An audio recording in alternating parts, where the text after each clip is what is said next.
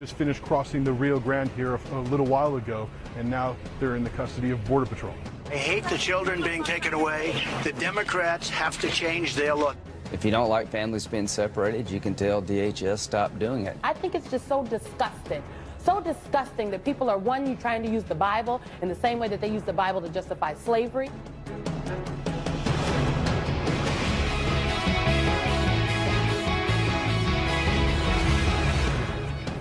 Well, good morning to you. We're so grateful to have you with us here. I'm Christy Paul. And I'm Martin Savage in for Victor Blackwell. So good to have you here with us, Martin. Thanks. So it is a situation that's causing a lot of confusion in Washington, anguish on the border, criticism from religious leaders. We're talking, of course, about the separation of families at the U.S. border with Mexico.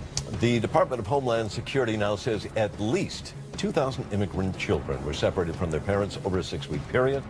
It goes back to April when the government started enforcing a zero-tolerance policy for adults caught crossing the border illegally, and part of that policy includes the controversial practice. So what is happening to these parents and children once they get here? CNN's Ed Lavandera reports for us from South Texas. It's hard to see people moving through the thick South Texas vegetation. The Rio Grande rolls by just beyond the tree line, and then, just like that, they appear out of the brush. A small group of undocumented immigrants walking into a public park. We just came across this group of undocumented immigrants here in the town of Mission, Texas. 2 adults, 4 children, just finished crossing the Rio Grande here a little while ago, and now they're in the custody of Border Patrol. This group is actually made up of 3 different groups. They say they met along the journey from Honduras and decided to enter the United States together. Border Patrol agents give them water, and they sit in the shade as they wait for a vehicle to take them to a Border Patrol station. There's Jonathan Ariel, 11 years old. He says he left Honduras with cousins, but they abandoned him along the way. He says his mother lives in Virginia and told him not to make this journey alone, but now he's here. I told her I wanted to come, he says, but she said it's very dangerous. ¿Tiene miedo? Are you scared? A little, he says. It's a brief conversation that leaves you with many more questions about how a young boy can get to this point. As an unaccompanied minor, he will likely end up for the time being in a children's shelter like this one, as federal authorities try to connect the boy with his mother. The rest of this group is made up of 2 adult women with their children. Dalia Sayupa is 24 years old, and she crossed the border with her little boy. Dalia, ¿por qué vino? Why did you come? She says gang members left a note at her home threatening to kill her, and that's when she decided to flee. ¿Tienes miedo que te van a separar de su hijo? Are you afraid they're going to separate you from your son? Sí, mucho miedo. Es mi hijo. Yes, he's my son, and I love him, she says. I have carried him throughout my journey. Dalia says she did not know that she might be separated from her son once she was taken into custody in the United States. But she says, I have nothing in Honduras. The families are loaded up and taken away, unsure of what happens next. The question now is what happens to these young children. Jonathan, the 11-year-old you saw in the piece, he gave me his mother's cell phone number in Virginia. I was able to speak with her, and she told me that immigration authorities have already reached out to her and that they would talk to her tomorrow to figure out what happens next. As far as the 2 adult women and their children, what happens to them is very much up in the air. Even though the Trump administration says that this is a zero-tolerance policy and the plan is to prosecute 100% of the people who cross the border illegally, the fact is that isn't happening yet. But federal officials will not say how exactly it's determined as to who gets prosecuted and separated from their children and who is released and allowed to move on. They won't explain how those decisions are made. So the fate of those 2 women that you saw in the story with those children, as far as we know, it is still very much up in the air. Ed Lavandera, CNN, McAllen, Texas. Ed, thank you so much. Criminal and Immigration Defense Attorney Jessica Stern with us now, as well as CNN contributor and former director of the Office of Government Ethics, Walter Schaub. Thank you both for being here. Walter, I want to start with you. On Twitter, you called this policy or this practice state-sponsored terrorism. Why? You know, yesterday on CNN, Lindsey Graham admitted that the purpose of this was deterrence. He was answering a question, couldn't the president just stop this with a phone call? And he said, sure, but that wouldn't, that would increase the likelihood of more people coming here. Once you're trying to just simply deter people, you're admitting that what you're doing is trying to create an atrocity severe enough to scare others away. There's no other word for that. The goal here is terror. This is an atrocity. This is a crime against humanity. I'm so outraged by this. There just aren't words enough to describe how sinister what's going on is. Jessica, Senator Feinstein tweeted this out. 43 senators now support our bill to bar children from being taken from their parents at the border. We still need a Republican senator to join. If you're represented by a Republican senator, please ask them to co-sponsor Senate Bill 3036, a hashtag families belong together. Do you see any part of this that is, it seems unnecessary? He's right. The president could stop this if he chose to. Yes, they are illegals coming into the country, but to separate them from families and to detain them immediately has not always been policy. It absolutely hasn't. I mean, there is no law that says that we must detain children or separate children from their families. The law that we are talking about here has been in existence since 1997. It's a federal court settlement agreement that controls how children should be detained if they must. The conditions have to be the least restrictive, so really minimal conditions, and make sure that children are in licensed facilities for children. But ultimately, we don't have to be separating children from their parents. Separation clearly is a Trump practice, and it's not something that we've seen at this level before. So let me ask you this. We know that some of these children are housed in an abandoned Walmart. They are now, when they're separated, in the custody of the United States at that point. If one of them is hurt, if one of them is abused, if one of them is lost, who is going to shoulder that blame? The United States government has to. I mean, we specifically have to protect children, and that is in the court mandate, that we have to make sure that children are not around anyone that's dangerous, that they're not around adults or other juveniles that could have any sort of harm on the children. And so it's important that we are really careful what happens, but children are being separated now from their parents, not knowing where they are, and they ultimately are getting lost, and the parents have no idea where they are. The president, Walter, is putting this squarely on the Democrats, and that's not accurate. All of Congress, essentially, when you look at this, I would assume, is to blame. The president did give Congress 6 months to figure out a legislative fix, and they did not do that. Why is that? Well, first of all, it's a lie is what it is. He's saying something that's patently untrue, and he knows it. It's also absurd because his party is in control of the House, the Senate, the White House, and the judiciary. So he could change this in a heartbeat, setting aside the fact that it's not even a law, so he could change it with a phone call. He could change this part of it, but the bigger picture is there has to be a legislative fix to immigration as a whole. Why is it that after all of these years, and people will argue the Democrats had a chance to do it under Obama, the Republicans have a chance to do it now, why is there no legislative fix? Does this fall squarely on Congress? Well, I'll answer that, but I got to separate something because we're conflating two things. Maybe there are broader problems that can be solved with legislation, but holding up fixing this immediate problem that he has created with this new practice and using these children as hostages because he says he won't sign anything that doesn't give him his wall. So he is using these children as hostages to get that component of a reform package. And so there's no talking about a broader solution until this immediate manufactured crisis is solved. Then more broadly, we can look at a broader legislative fix to immigration. The problem is there isn't a consensus in America. There are people who are threatened by the changing demographics in our nation, and there are other people who want to have a more permissive policy. They're not going to agree anytime soon, and putting this crisis on hold in terms of finding a solution until we solve a problem that we've been debating for about 100 years. There was a huge push in the 1920s to hold back immigration as xenophobia reared its ugly head, and now it's rearing its head again. This is not a problem that's getting solved quickly. It's incredibly complex, incredibly nuanced. But you don't get to the broader solution until you solve this immediate manufactured crisis. Right. This has to be reconciled as a singular issue. Absolutely. My last question to you, Jessica.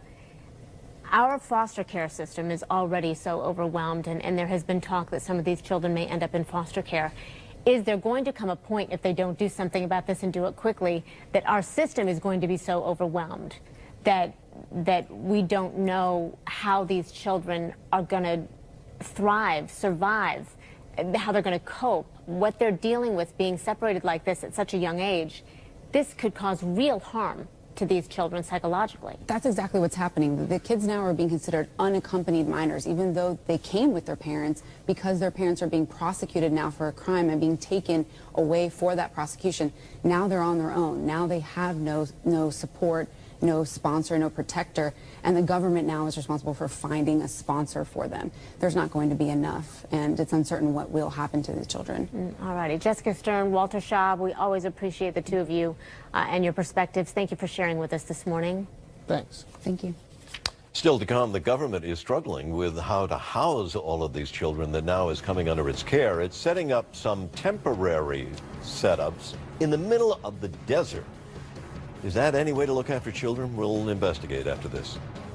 And as former Trump campaign chief Paul Manafort wakes up in jail this morning, one of President Trump's attorneys, Rudy Giuliani, says pardons could be in the pipeline. World Cup actions underway in Russia, and CNN's Amanda Davies is here. Yeah, it is a huge day here in Russia for the smallest nation ever to qualify for the World Cup. Iceland are about to take to the stage, and what a debut against the might of the two-times champions Argentina. Waking up in jail this morning. He actually arrived there last night, and we'll show you some of the exclusive video we have. CNN here. After his bail was revoked, caught this. Manafort may stay there until his trial on foreign lobbying charges starts in September.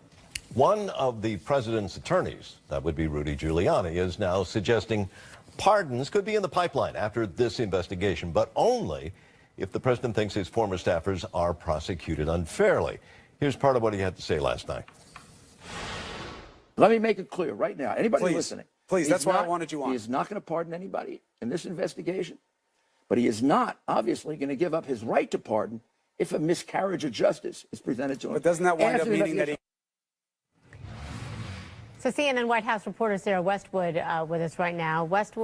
Sarah, what have you heard from Washington about this morning?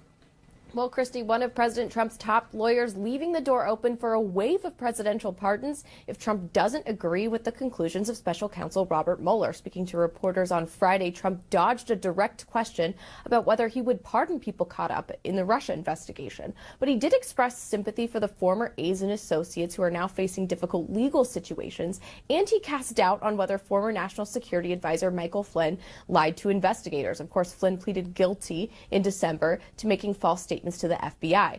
Now, Giuliani told our own Chris Cuomo last night that he advised President Trump to hold off on pardoning anyone implicated in the Mueller probe until it's over. Take a listen.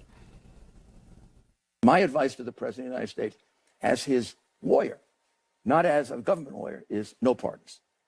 It would completely change the momentum that we have right now, because it's very strong right now. You can see the polls moving in the president's favor and against Mueller. Then why'd you suggest it? I didn't suggest it. I said he shouldn't pardon anybody. And the president said to me he shouldn't pardon anybody. What I said was, after the investigation is over, then it has to be considered as a governmental matter, not by me. And what the history has been is these things get cleaned up. Ford did it. Reagan did it. Carter did it.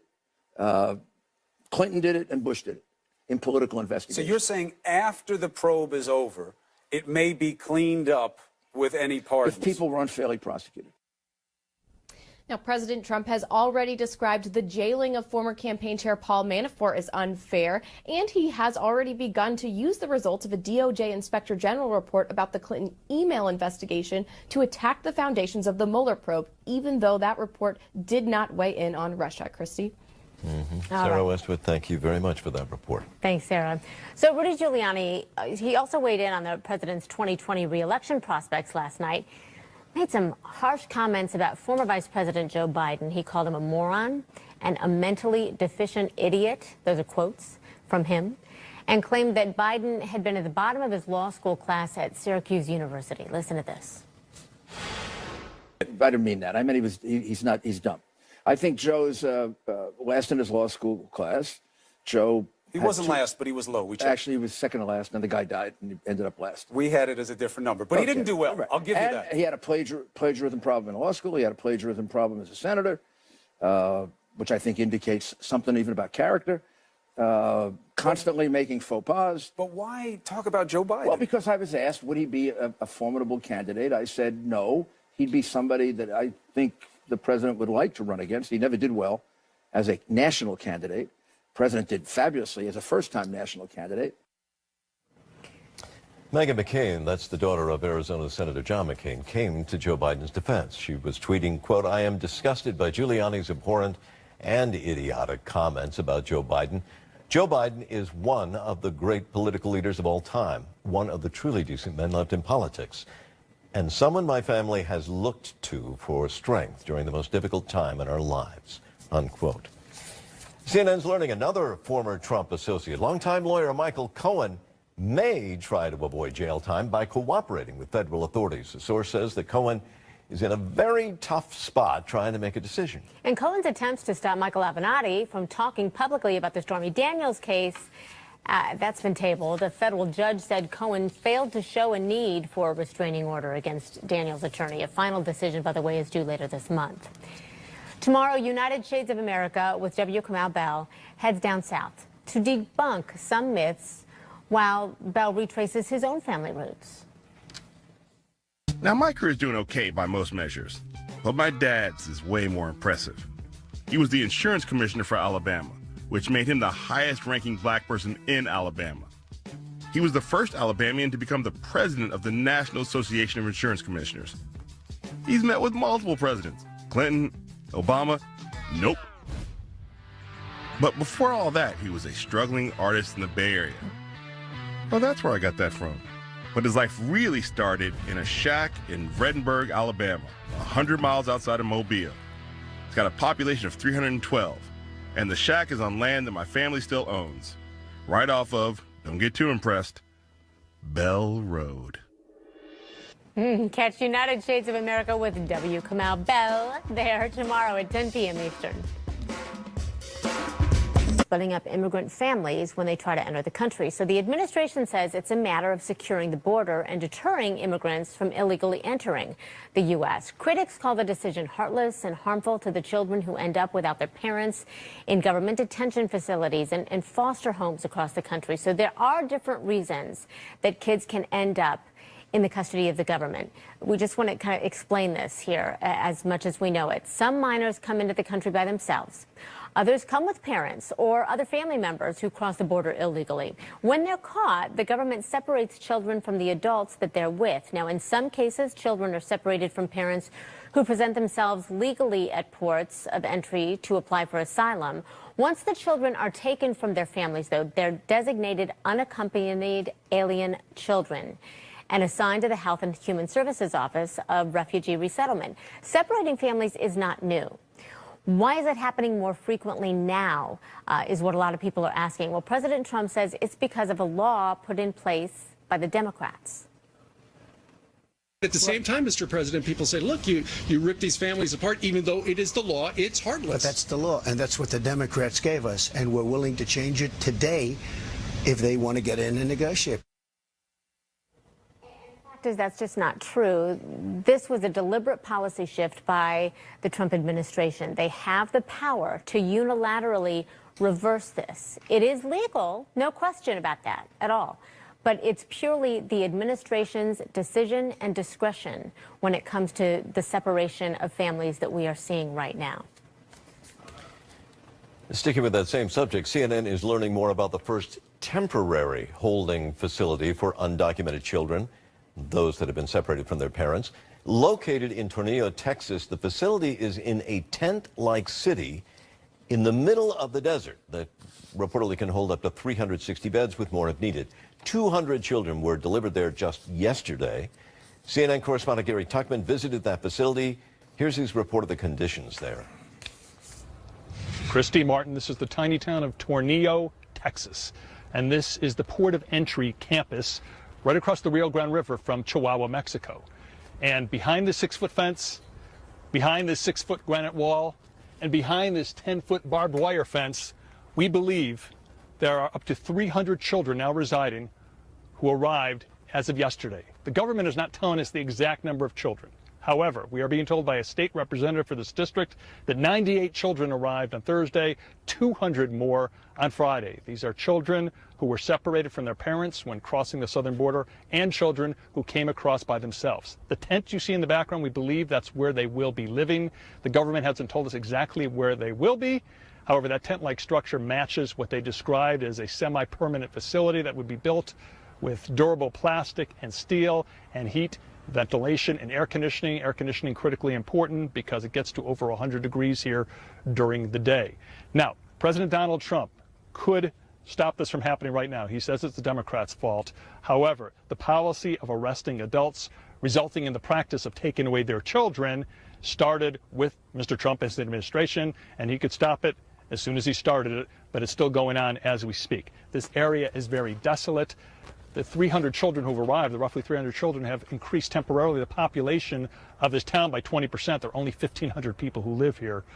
And it's in the middle of the desert, about 40 miles east of El Paso, Texas. You can see right here, give you an idea of how desolate it is, a toll booth that was built for people driving from here in the United States into Mexico, but they don't even use the toll booth anymore. There's not enough traffic to make any money from the tolls. So we don't know how long the children will be here, but we can tell you this is one of about 100 such facilities in the United States.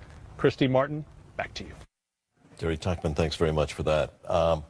Joining us to discuss all of this is CNN political commentator and former senior advisor to the Trump campaign, Jack Kingston, and CNN political commentator and Democratic strategist, Maria Cardona. Let me just start off by saying that, obviously we've heard a lot of talk about how people feel about the separation of families here. I guess where I'd like this conversation to go is to talk about how do we stop it, how do we change it? And Jack, maybe I'm going too far. Maybe I'm assuming you are opposed, but maybe you're not. So first of all, why don't you tell me, where do you stand regarding this? Well, I'm opposed to it, but I think you're right in saying we do need to step back and say, why are we here? What has led to this? Well, I didn't say that. I said, what are we going to do about it? Well, I mean, in order for us to do something about it, we need to know why we have it. And it's, as you know, it's a 2008 policy that was continued under the Obama administration. It's I don't want to go back over that, Jack. We've done that all this week. We have hit it with many guests that have come forward. So let's not do that. Let's talk about going forward. No, let's talk about the legislation that is pending going forward. Okay, and let's talk about how we deal with this let me just say this. As somebody who's voted on immigration reform and worked for immigration reform and sat in the legislative chair, you do need to know a little bit of the history. But we can skip that and say right now that we do have a choice in the House between two pieces of legislation, just as there was a choice earlier this year in January 2018 when the president offered the Senate a deal and the Democrats in the Senate rejected it. Which one of the two deals do you support or do you find the most palatable? I like the Goodlatte bill, frankly. I think that it's a stronger one. We have to have border enforcement, and I think that that's the tougher bill of the two. It doesn't seem to mention in any way separation of families. No, but I think you address it as part of it. The reason why you have this alien transfer exit program is because there's no wall in the rural areas. That's the reason it's there. And so what you do is you try to have something that will deter people coming in that area and push them into an area where they will enter illegally. All right, well, let me just stop you for a minute because I want to bring Maria in on this conversation as well. And Maria, let me start by asking you this. Of the two proposals that may be voted on next week, Democrats, I believe, have said they're not going to vote or they're not going to go along with either one of them. So what do we do? Well, in order to stop this horrific, pure evil policy that we are seeing right now that has separated up until now in the last 6 weeks at least 2,000 children from their families, many of which have been taken from the arms of their mother while they are breastfeeding. many mothers have been lied to, Maria, saying they with are all going due respect, to, we have gone over they're this. going to Let me bathe ask you, their kids, what are Democrats and going then they to are do to taken prevent from this them. from happening? What are the Democrats going to do? Let me be very clear, Martin. The Democrats don't have to do anything. Do you know why? Because this is a policy that President Donald J. Trump has put forward by himself. This is not a Democratic law. You know this. You have been batting down that debunked myth. Let me say this respectfully, for 2 days. Hang on, Hold on, Jack. Let her Hang just on. finish a minute. This is not a policy or a law that was put forward by Democrats. The president could stop this now. The president did not need to start this. The president said very clearly, as have his White House aides, that they are using this as a negotiating tactic so that they can get through the draconian bills that Jack is talking about. That so is why disgusting. are Democrats then being blamed for not doing anything? Because that's what they're not doing. Yes, they're not taking this on. Let me tell you why. Because once again, the president and his Republican supporters are outright lying to the American people. We are happy to meet this president to talk about comprehensive immigration reform, which the majority of the American people support, but we will not negotiate away this kind of issue where the president can stop this tomorrow. This has nothing to do with Democrats. All right, And let me this Jack, will let me not, bring you back and the in. bills that are Jack, in Congress right now Jack, will not do you fix the believe immigration that this system. is going to be in some way resolved next week? In other words, do you really think we're going to have a vote? I think this is going to move in the right direction. And yes, I was on the phone with the White House yesterday, a senior official, and they do not like this policy. They are desperate to sit down with the legislative branch, which, by the way, Maria, as you know, makes the laws. The executive branch enforces the laws. But it's the legislative branch where this has to begin. And I don't accept that the Democrats don't have to do anything. I have been a minority member of the House and a majority member. The whole time, I was responsible for my conduct and trying to find solutions, and it didn't matter who was in the White House. Well, let or me who was ask you this, Speaker of the Jack. There House. is a solution that's being put out there, which is coming from the Democrats. In fact, it's a proposal to deal specifically with the issue of separation of families. And I'm wondering, if this topic is so disconcerting to Republicans, why would they not sign on just that? Martin, as the Ryan bill and as the Goodlatte bill move through the House, the Democrats should offer that and any other amendment that they have that they think will be productive. Again, the but president why not vote offered, on just that specific issue, since everyone seems to agree it is very abhorrent? Well, let me ask you a question. If you do that, answer the will question, you Jack. solve this problem? And I think if you can say, yeah, you take care of everything, then I think the bill would sail through the House. I think what the concern is, and the concern is right, is you still have a major problem with porous borders. And what are you going to do about it? All right, let me stop you. Maria, go ahead. Difficult. You get the last say here. Go ahead. Jack just admitted that the president and Republicans are taking these children hostage as a pure negotiating tool to get through the rest of their draconian proposals. Here's the bottom line. You guys were in charge for you were in charge under Obama. You did not do anything to address this law. Here is the bottom line. We had a resolution for the immigration problem. It was called the Comprehensive Immigration Reform Act, and Republicans put a stop to it. And you had the Senate and the House and did not pass it. John Boehner you had the Senate and the House under that Obama, he would not. and you did not pass it. John Boehner said when he was leader of the House to President Obama that he was not going to bring it up because he did not want to pass a bill which majority Democratic support. And so now Republicans are taking children hostage, and this is purely the president's fault. All right, let me just stop you both there, because we're now delving back into the past, and this was supposed to be a conversation about the future. But we will talk again. Thank you both, Jack Kingston and Maria Cardona. Thank you. So let's talk about something that could certainly affect you directly, this tit-for-tat trade war brewing between China and the U.S. after China retaliates with their own set of tariffs on U.S. products. Remember, President Trump slapped tariffs on $50 billion worth of Chinese goods. Well, the tariffs from China are set to go into place July 6th. So here's what they would do. They target farm products such as soybean, cars, seafood. Tariffs on some chemicals, some medical equipment, energy products, that would start a little bit later. But the move is sparking fears of a global trade war that can potentially do serious damage to Main Street. I'll give you an example here. The headline on the Des Moines, Iowa Register this morning is this: China tariffs on U.S. soybeans could cost Iowa farmers up to $624 million. Something to watch there.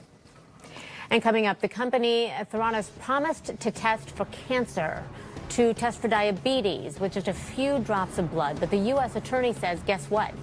It's led by students who survived the Parkland shooting in Florida, and they're making stops across America to get out their message in support of gun control.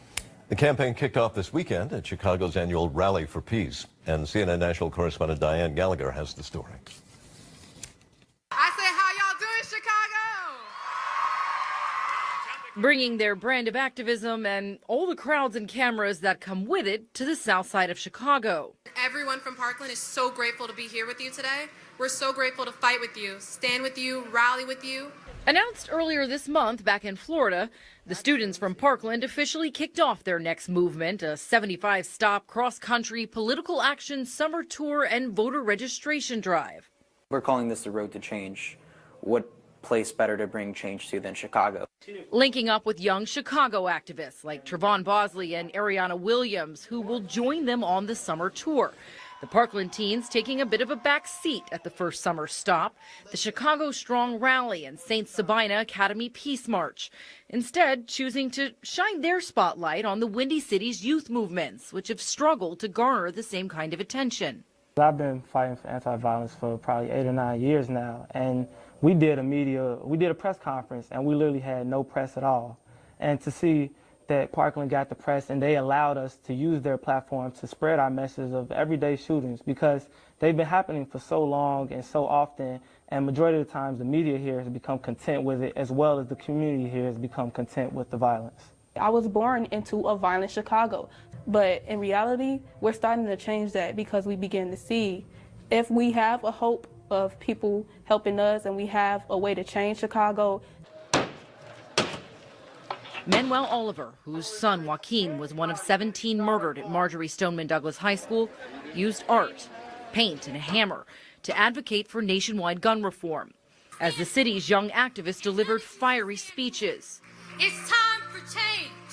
Taking turns on the stage with the likes of former Arizona Congresswoman and shooting survivor Gabby Giffords, Chicago teens solemnly read the 147 names of young people killed in their city this year.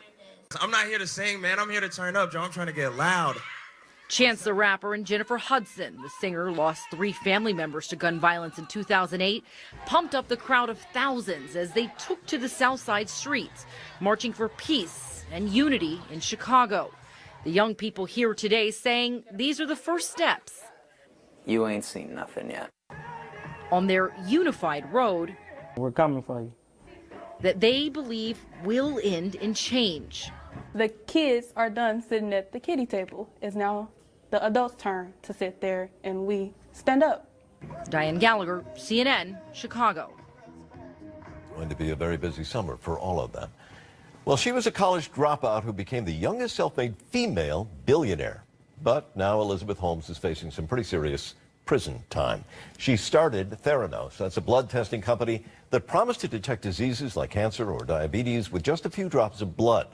But the U.S. Attorney's Office says that was far from accurate. Holmes and the company's former president, Ramesh Balwani, were indicted yesterday on federal wire fraud charges. The two made millions of dollars while allegedly misleading both investors and doctors. Minutes before the charges went public, though, Holmes stepped down as CEO. She and Balwani were both released on $500,000 bond. There's been no comment, by the way, from Holmes or Theranos.